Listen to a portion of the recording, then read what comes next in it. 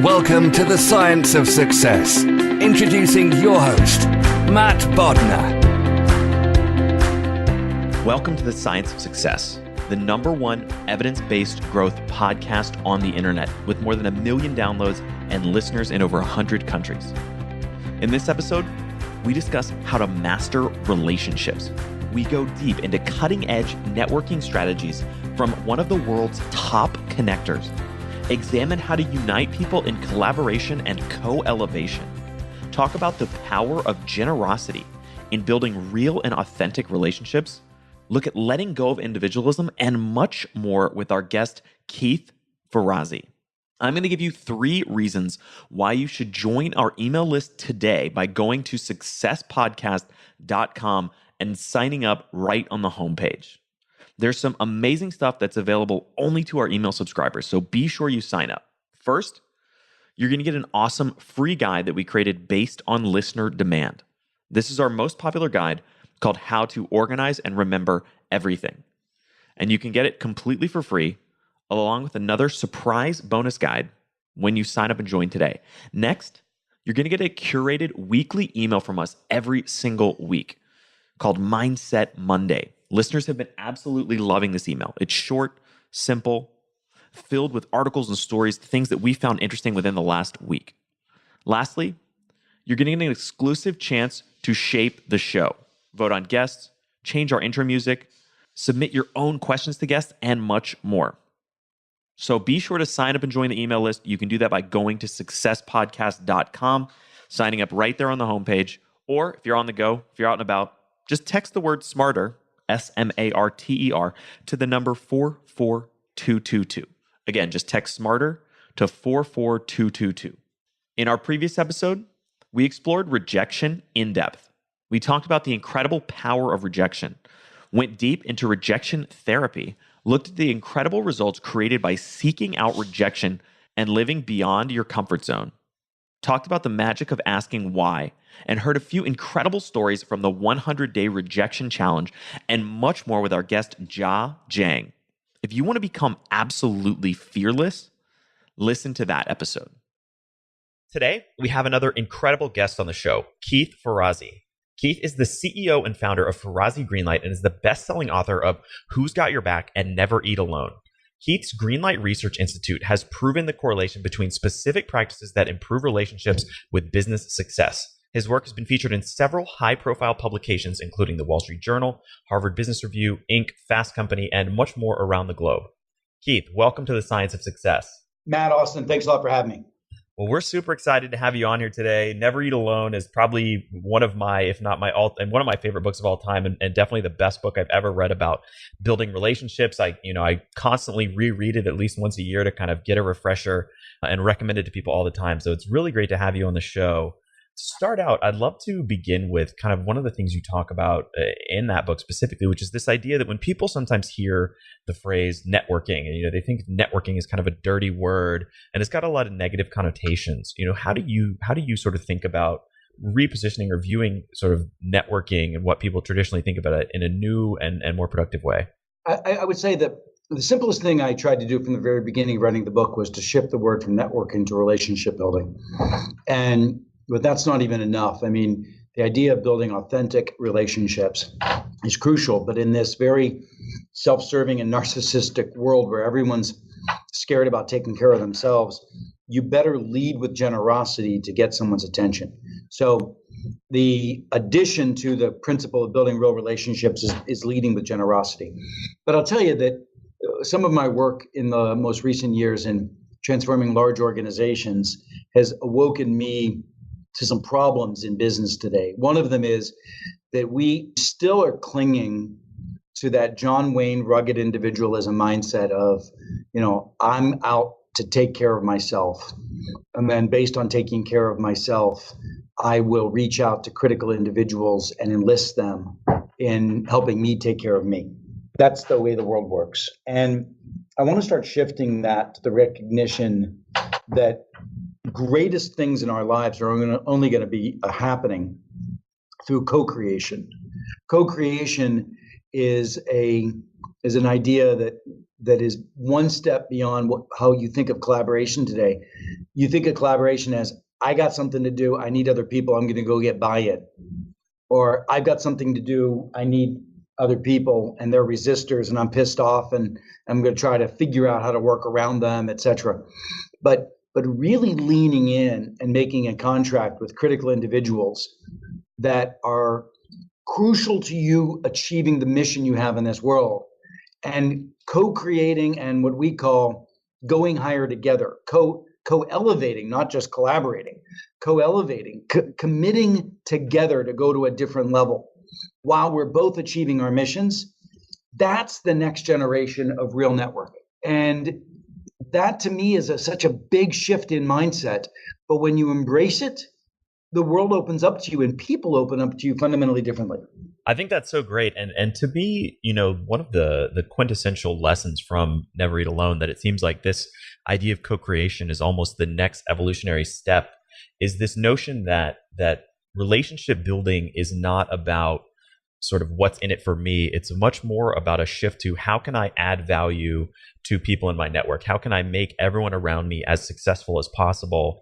And by doing that, that's how you really truly build authentic relationships. Yeah. And like I said, networking, what used to be, how do I collect as many business cards as possible to get, opportunity from people?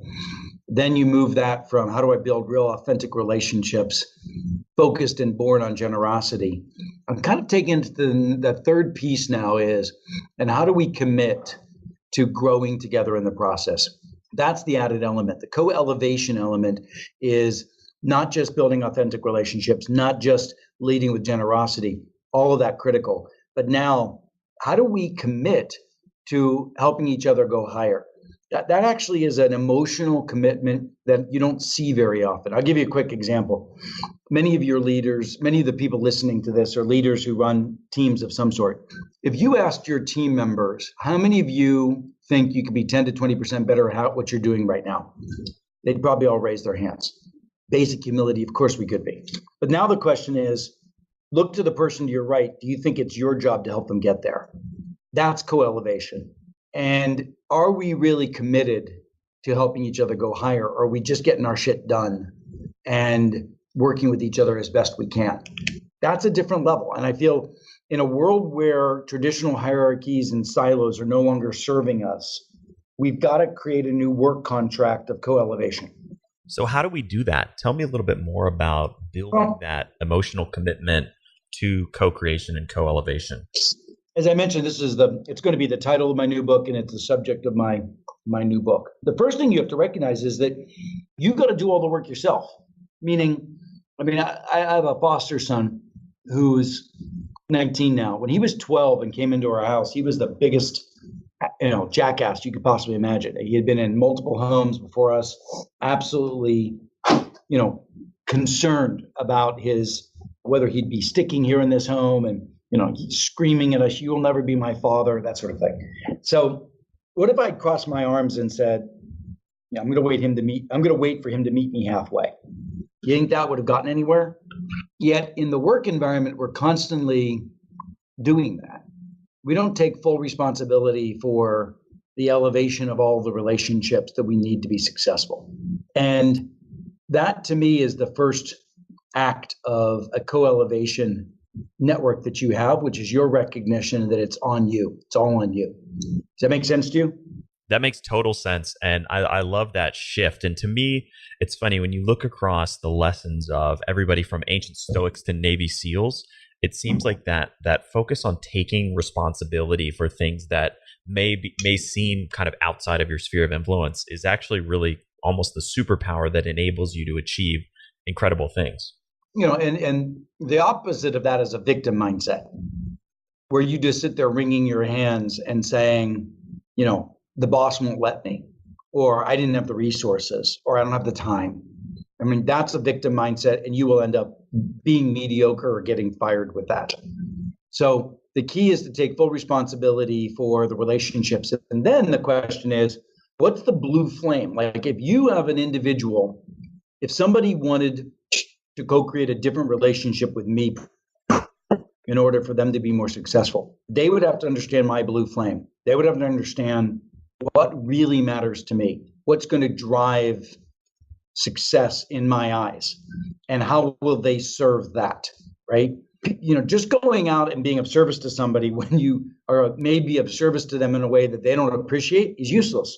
But do you have the mindset? I was just working with a head of HR for a big company the other day. I was suggesting to her, do you really know the blue flame of your boss? You keep trying to push on him programs, and what he cares about is making his next quarter's earnings, or he's gonna be fired. How are you a conduit to him making his next quarter earnings? Until you show up that way, then you don't have a right to be considered his trusted advisor and his partner. So you've got to come from the perspective of fully understanding what a person needs and wants and how you can serve them in that direction before you can open up the co-creation. So it's all on you, and you have to position it from the perspective of really it's all about them. Those are two of the first core steps. Now, go ahead. No, keep going. Well, I was going to say the next step, of course, is now put the questions and the dialogue at the table, because if you're going to co-create and co-elevate, then what are the questions we have to chew through? I've been looking recently at how my brand is positioned in the marketplace. I've got this new book coming out a year from now, and I've got to figure out how to build a pre-audience for my book before it comes out, in addition to those who just read Never Eat Alone. And for somebody to have a squarely an understanding of, okay, Ferrazzi's brand has got to build, call it 15, 25,000 pre-sales for this book before, the book comes out. And, what is Ferrazzi's business? It's coaching high impact teams at Fortune 500 executive organizations. Now we take those two things, and somebody says, here are the 5 questions, Ferrazzi, we've got to crack the code of in order to figure out how to get your outcomes. Boy, now I'm interested. Somebody has got my blue flame. They've identified that they want to be of service to achieve it. And they've given me a set of questions that have become imminently obvious for me that have to be cracked in order to get there. And I might tweak that there aren't 5, there are 6, and here's 3 additional ones, and we work together. Now all of a sudden you have a business partnership, you have a real partnership, a co-elevation partnership. Now, along the way, I'm going to want to know from that person, how do I make them successful? They've spent enough time really breaking down what success looks like for me. Now I begin to awaken to their success. Does that make sense to you? Yeah, that makes a ton of sense. And I think just the shift of, I think the 2 things that you pinpointed specifically, kind of the idea of, if you're in a victim mindset today, or you're kind of someone who feels like you don't have a lot of agency, or you're trying to get people on your team and you can't do it, the 2 shifts of, it's all on you, it's your responsibility to make something happen, and it's all about focusing on the other people and what they want. I think those 2 shifts are fundamental, and it's so crystal clear. And I mean, you see it across the board from a number of different spheres. But to me, I think both of those are just really, really important. Yeah, and again, I this discussion I'm going to have on Friday with a news outlet, a pretty big news outlet, is going to even talk about our current president and how a business president is leading the government today. The idea of an individual who got elected by microsegmentation and understanding a very core, distinct, narrow audience and creating a lot of resonance with that core audience is now tasked with leading a collective, but not focusing on leading the collective. My view is you can't bring a country together. You can't bring a company together across silos and divisions. You can't achieve greatness in any mission unless you know how to create us. Creating us becomes a new competency of leadership. And that's what we're talking about here. This co-elevation contract is the contract where an entrepreneur looks at the mission that they have and the ecosystem that they want to impact and invites that ecosystem in to a journey of co-creating something great together, going higher together. That's what entrepreneurship to me is all about. And that's internal and external to the organization. And that's all on you, and it's all about them. And them, you more broadly, you define the them, the more successful you'll be. It's not just a narrow audience of your own people. It's not a subsegment of your own people. It's your own people, your vendors, your customers, your prospects. How do you invite this community into a movement, in a sense, a movement? Your product's got to be inviting people into a movement. Consuming your product is you being invited into being a participant of the movement of people that believe what you believe. And whether that's selling real estate or whether that's selling consulting services or a new consumer brand, you're trying to create a movement internally, your organization, and externally to come together and believe something. Is that are you following me on this? Yeah, no, I think I think it's a core lesson and something that, it's funny. I mean, obviously you're a master of relationship building and how to get people on your team, but you see these lessons echoed from everybody from spy recruiters to hostage negotiators, very similar kind of core thesis and lessons. We talk all the time on this show about the importance of mastering new skills and abilities. And that's why I'm excited to tell you once again about our amazing sponsor, Skillshare. Skillshare is an online learning community with over 16,000 classes in design, business, and much more. You can learn anything from logo design to social media marketing to street photography. And the cool part about Skillshare is that they give you unlimited access for a monthly fee, so you don't have to pay per class. They have some amazing courses on there that I personally really enjoy, in everything from mastering Evernote to mind mapping to learning how to sketch and draw. If you want to get a leg up on everything from graphic design to your knife skills, if you're into cooking, and much, much more, Skillshare is giving every single Science of Success listener 1 month of unlimited access completely for free. That's pretty awesome. So go to Skillshare.com/success to redeem your free month. I'm curious, in the work you've done championing these ideas, what have you seen kind of some of the biggest hurdles, or, when people hear this, what are the reasons people don't get on board, or what are some of the reasons kind of people resist these ideas? I joke that there's 3 reasons, and it's not a joke, it's true. Laziness, cowardice, or really a sense of, I wouldn't call it entitlement. It's more a sense of almost vindictiveness. I'll explain what I mean. So one of them is these relationships, Keith, what you're talking about sounds like a hell of a lot of work. I've been very comfortable living in my silos, treating vendors like vendors, selling to customers, not co-creating with them. What you're suggesting requires a lot of work. And yes, it does. But the absence of it in this new radically interdependent marketplace will mean you're going to fail. So if you don't open up your aperture and create a wholly different set of partnerships, you won't succeed.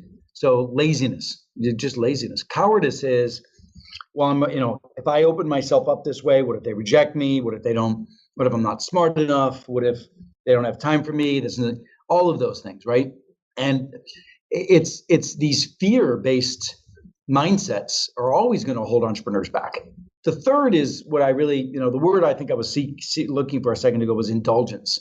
Like, I am used to not liking this person. I'm used to having a controversial relationship with this particular constituency or this customer base. I mean, large automotive companies had an entire damaged set of relationships with dealerships for decades that was just accepted. It's just accepted. And frankly, I considered it an indulgent to continue to think about one of your major channels as an adversary. I mean, that's like a teenager, just getting comfortable with the cliques and the people that that don't get along inside of the high school. You see that operating in organizations all the time and people all the time. So whether it's your laziness or your cowardice or your indulgence, the answer is you have no choice if you want to be truly great in this world to find ways to co-create. And what have you found has kind of worked for you in terms of getting people over those hurdles? Practice. I mean, what we do is we don't teach this stuff, we coach it. So showing up over 6 months with an executive team, opening up different ways to behave with each other is crucial. So that's the key. The key is really trying to unleash a different set of experiences. And once you get people to taste a different way of being, they'll be willing to try it again. So small little bites. What I always said to people in Never Eat Alone is, you got 250 pages of tons of ideas. Try a couple of them on. If you like them, you're going to want more. I think so. It's just very distinct experiences. Yeah, I think that's great advice. And I mean, for me personally, I keep coming back to Never Eat Alone just because there's so much practical advice in there. I kind of implement 3 or 4 ideas from it, and then I come back and I'm like, all right, what else can I learn from this thing? And I mean, the book's probably been out 10 years, and I'm still, I've read a lot of other books about relationship building, and I keep coming back, and I'm just like, if I just execute what's in this book, I'm going to 10x the effectiveness of my relationship building strategies. Yeah. I'm curious for someone like you who's obviously become incredibly successful. How has that impacted either sort of positively or negatively or changed the way that you pursue kind of relationship building broadly, but in specifically, a lot of the tactics and strategies you talk about within Never Eat Alone? Frame the question again a little differently. You're saying, how does this change? How did these mindsets change the way I've evolved in treated relationships? Yeah. So since you've become more successful and grown so much with the launch of the book, how has that impacted either in a positive or negative way the way that you think about relationship building and the strategies you use? Yeah. Well, it's interesting. In the old days, I had no currency. Nobody knew who I was. I was a poor kid from Pittsburgh, and I had to, of course, assume it's all on me. There was no assumption that anybody wanted to spend time with me, so I had to bust my ass to bring all the currency to the table. But the question is, once I've had more success, and there are a more abundant set of individuals who'd like to co-create with me, now the question is filtering and getting a better sense for where to put time and energy. And I have to say that as long as I keep grounded to what the core mission is and consistently put that out there to people and ask, is this something you share with me? Is this mission to change the way, my view is I want to change the way the world relates through the workplace. And I have found that by changing the way a leader shows up as an executive in the workplace and makes that leader a better spouse and a better parent, that's where my livelihood is. And if other people share that with me, then I'll find time for the co-creation. Knowing your audience better than I do, help me understand a few parting words that you think, like what do you think's on their mind having heard all of this?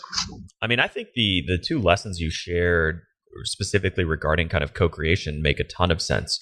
And I think we've talked about a little bit some of the hurdles that involve that.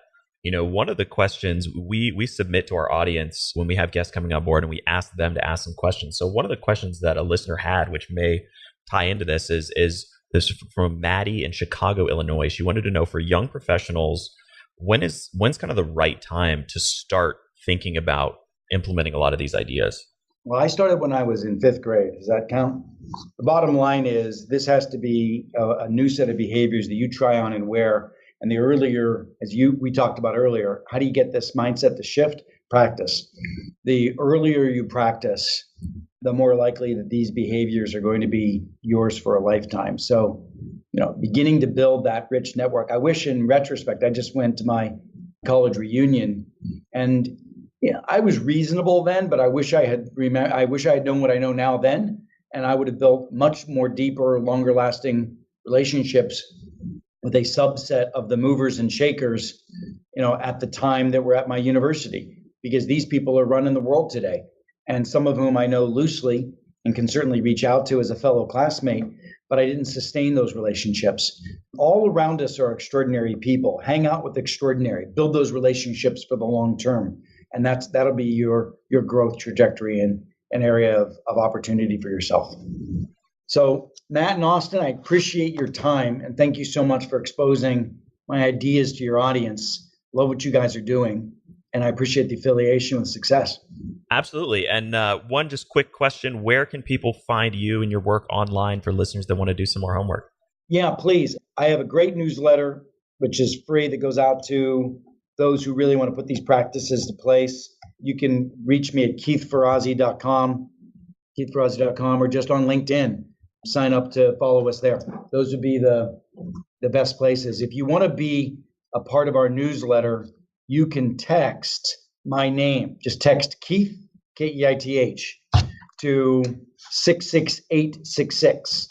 So if you type in 66866 and type in my name, Keith, it'll instantly sign you up for my newsletter, or go to my website.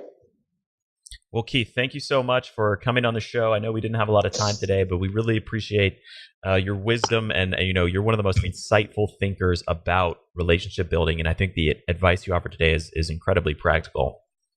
Thanks, gentlemen. I look forward to staying in touch and doing something again in the future. Thank you so much for listening to The Science of Success. We created the show to help you, our listeners, master evidence-based personal growth. I love hearing from listeners. If you want to reach out, share your story, or just say hi, shoot me an email.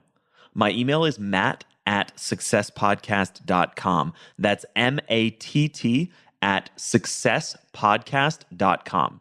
I'd love to hear from you, and I read and respond to every listener email. I'm going to give you 3 reasons why you should join our email list today by going to successpodcast.com and signing up right on the homepage. First, you're going to get exclusive weekly curated email from us every single week called Mindset Monday. This includes articles, stories, videos, and things we found interesting in the last week. Next, you're going to get a chance to shape the show, vote on guests, submit your own questions to our guests, change the intro music for the show, and much more. Lastly, you're going to get awesome free content from us, like our free guide, How to Organize and Remember Everything, which you get for signing up and joining, along with another surprise bonus guide when you join the email list today. There's some incredible stuff just for people who are on the email list that you don't get by listening to the show. So be sure you sign up, join the email list. You can do that by going to successpodcast.com, signing up right on the homepage, or if you're on the go, if you're driving around, if you're listening to this in your car or the subway or wherever else, just text the word SMARTER, SMARTER, to the number 44222 and sign up today. Remember, the greatest compliment you can give us is a referral to a friend, either live or online. If you've enjoyed this episode, please leave us an awesome review and subscribe on iTunes. That helps more and more people discover the science of success. Don't forget, if you want to get all the incredible information, links, transcripts, everything we talk about in this episode, and much more, be sure to check out the show notes. You can get them at successpodcast.com. Just hit the show notes button right at the top. Thanks again, and we'll see you on the next episode of The Science of Success.